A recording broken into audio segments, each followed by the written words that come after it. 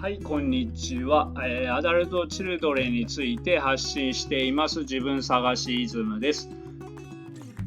このチャンネルではアダルトチルドレンが少しでも生きやすくなるためにはどうすればいいかということを分かりやすく発信していきますので、興味のある方は、チャンネル登録をお願いいたします。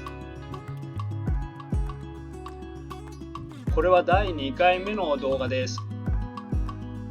前回のアダルトチルドレンが生きやすくなるために特徴を知るの、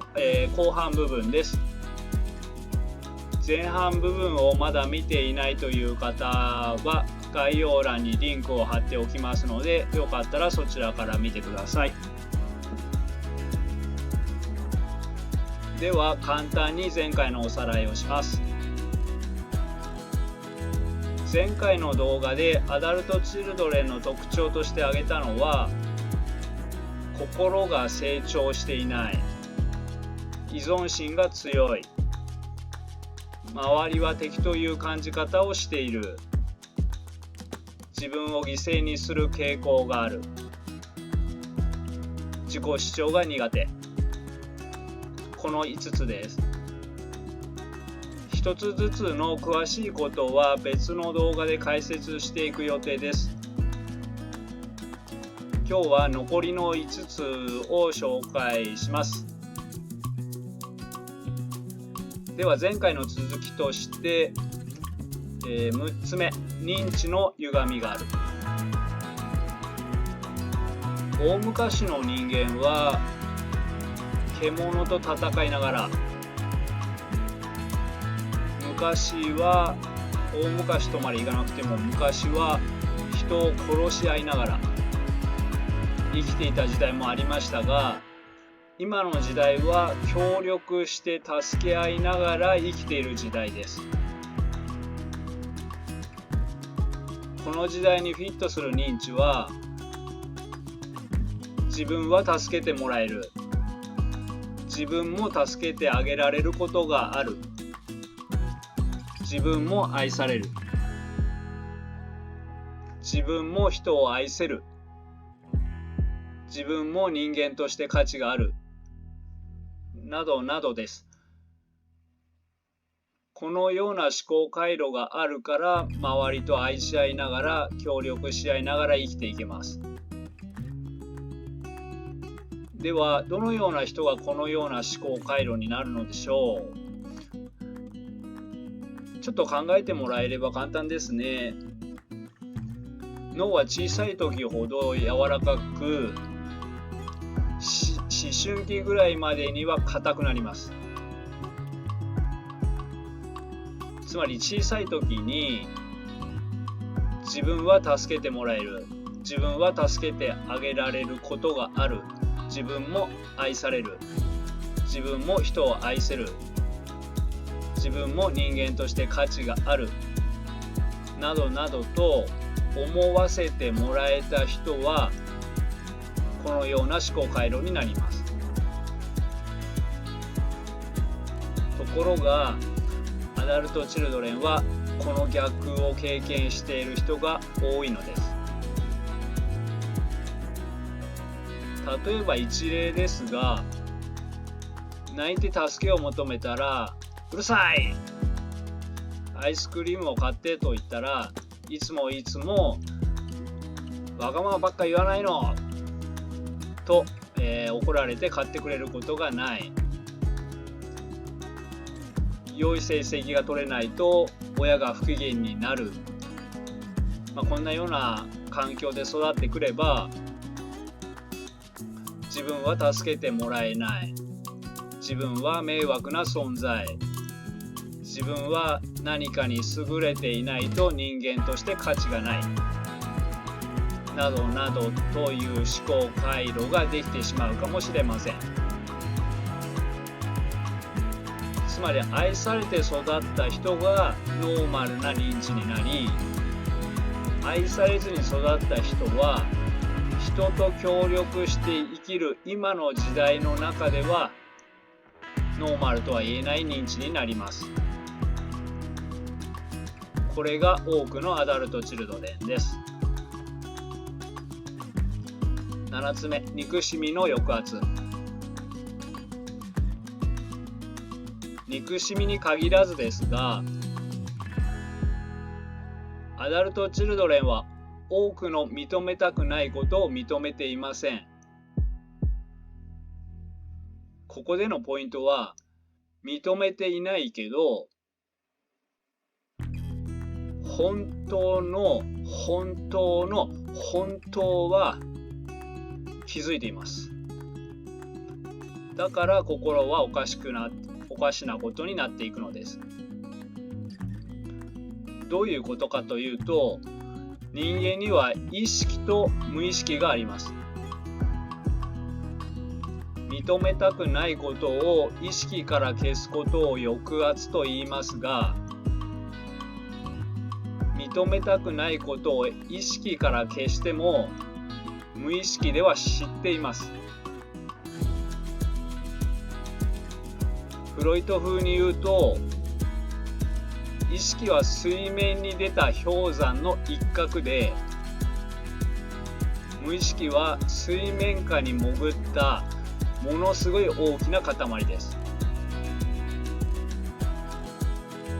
つまり意識は一部しか知りませんが、無意識は何でも知ってます。だから自分には憎しみなどないと思っていても、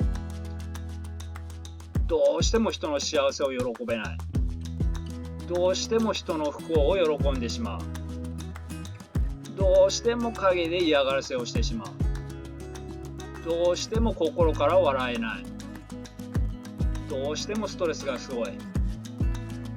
どうしても熟睡できない。どうしても親しい人ができない。などなどということが起こります。でも意識ではそんなもの自分にはないとしているので、どうしていつもこうなるのかがわからない。どうすればいいのかもわからない。抑圧しているものは一つだけではありません。アダルト・チルドレンが生きやすくなるためには、この抑圧しているものを一つずつ明らかにしていかなければなりません。その中の一つは憎しみです。特に初期段階のアダルト・チルドレンは、親への憎しみなどには気づいていない人が多いです。気づいていても、それがどれほどの量の憎しみなのかまでは気づいていません。小さい子供は親がいなければ生きられません。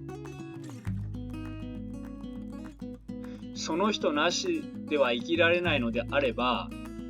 その人に嫌われたら死活問題です。このような状況では、その人への憎しみは意識できません。それが人間です。うざいとか嫌いとかまでは意識できても、積もりに積もった莫大な量の憎しみが自分にあるとは、心が成長して心理的に一人で生きられるようにならないとなかなか気づけません。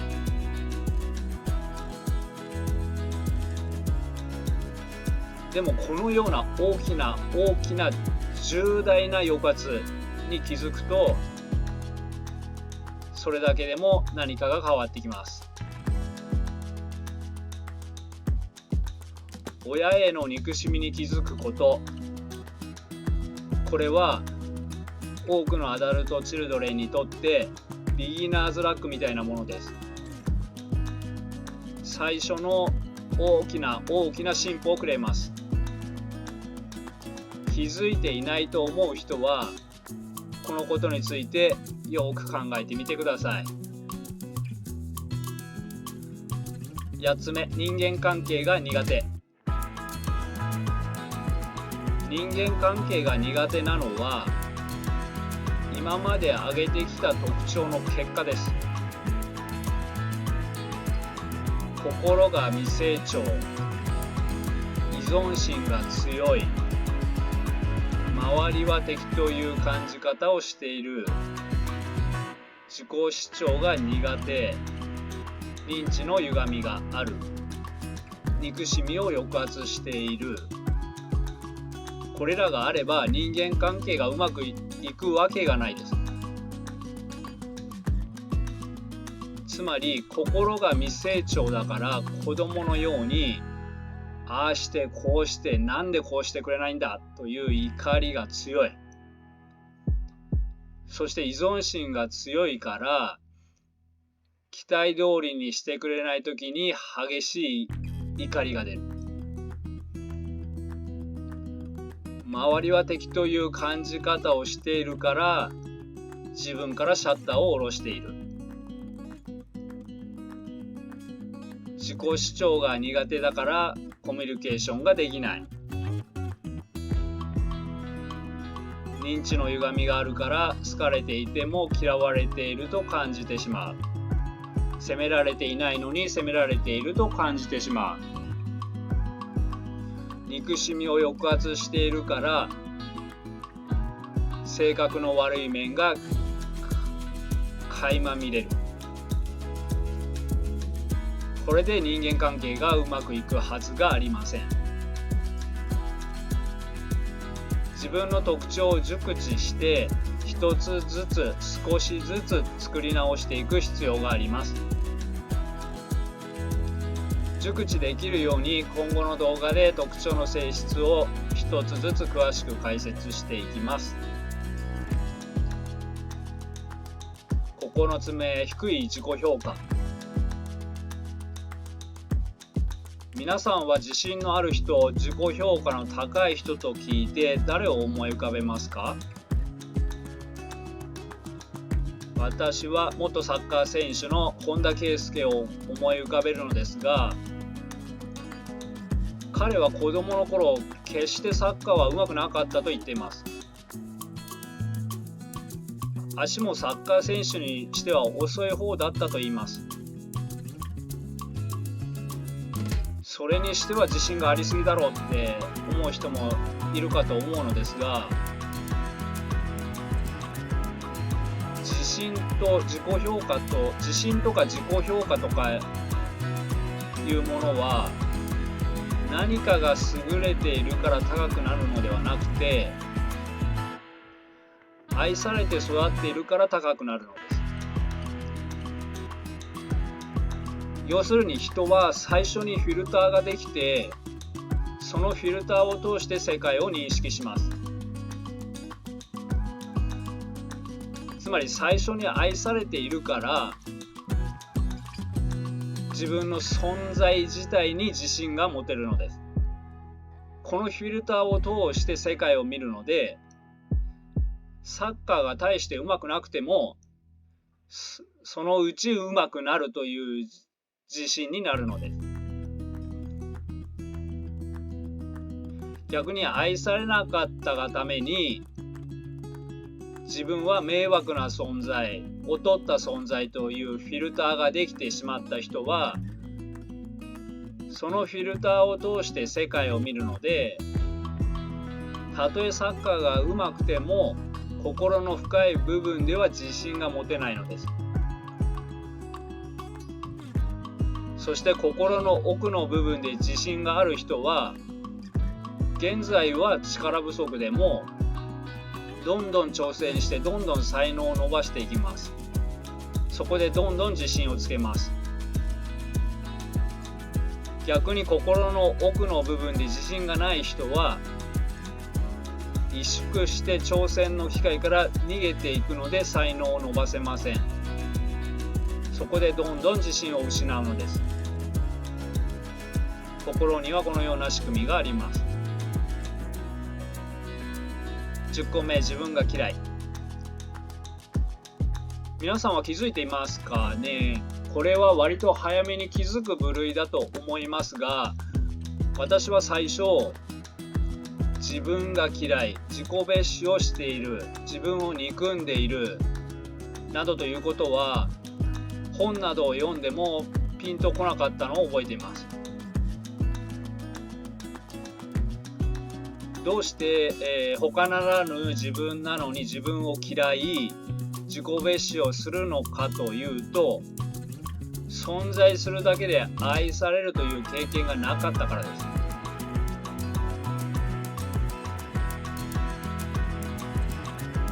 このような人、つまり条件付きの愛で育てられた人は、親の期待に応えなければ親が不機嫌になるのだから、親がこうなりなさいというものになろうと努力をします。そうならないと死活問題でもあるし、親から愛を求める欲求はものすごく強いものですので、親の期待に添える人になりたいという気持ちもものすごく強くなります。でも心が未成熟の親は幼児のように自己中心的でわがままです。子供の気持ちなど考えられないし、子供が成長するまで待つことができません。時間をかけて温かく見守るということができません。今すぐに立派になれと要求します。つまり子供に大人を要求します。それは不可能なのにです。それでも子供は親の期待に応えようとします。でもそんなことできるわけないので、そのできない自分を蔑視し憎み始めます。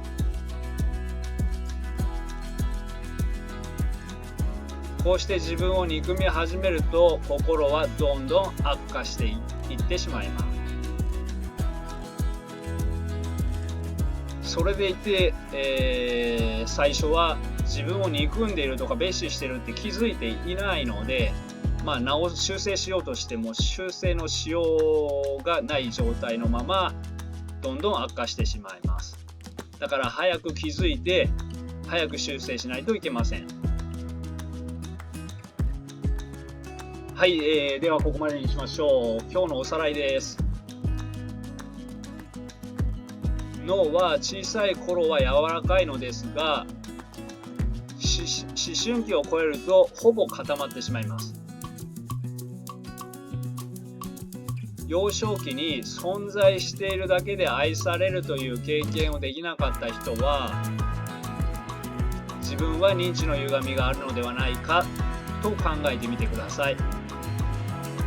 そしてあるならどのような認知の歪みがあるのかまで考えてみてください。徐々にこの辺は他の動画で解説していきます。そして親への憎しみを意識ができていない人は、これが今日の一番のポイントになるかと思います。自分は親に莫大な量の憎しみを持っているのではないかと考えてみてください。まだ親に依存している人は正しくは意識化できないと思いますが、それでも考えてみることはプラスになります。そんなことあるはずがないと思い込んでいることが、そんなことあるのです。こういう天地がひっくり返るようなことに気づくと何かが変わってきます。そして自己評価が低い、自分が嫌いなどもやりましたが、一気には自己肯定感は上がりません。まずは気づいていない本当の自分に気づいて、その自分を責めずに受け入れる努力から始めてください。心が成長していない人は焦りの心理も持っている人が多いです。早く目的地に行きたい。早く早く。ですが、これは焦ると失敗します。一段ずつ確実に上がらないと最後には転げ落ちます。そもそも早く早くは内面化した毒親の声です。ありのままの子供を認めなかった親の声です。毒親と同じことを自分に要求していたらどんどん悪化します。前回の動画で詳しくやったあなたは悪くないということを思い出してください。まだ腑に落ちていない方はこれを先に腑に落としてください。まず最初に自分は悪くない、この自分でいい、この自分で皆と同じように価値があるというのがあって、その上でもっと良くしたいからここを変えようというようにしてください。この自分でいい、この自分で皆と同じように価値があるという土台がないまま、この自分ではダメだから早く変わらなくてはと焦らないでください。アダルト・チルドレンの複雑な心はとても一つの動画では全部を説明できませんので、徐々に順を追って解説していきます。まずは気づいて認めること、この一段だけ上がってください。焦らずゆっくり、でも確実に成長していくことが重要です。はい、では今日はここまでにします。最後までご視聴いただきありがとうございました。また前作の動画を見てくださった方、チャンネル登録してくださった方、高評価ボタンを押してくださった方、コメントくださった方、ありがとうございました。今後もアダルト・チルドレンが少しでも生きやすくなるために情報を発信していきますので、チャンネル登録をよろしくお願いいたします。では、バイバイ。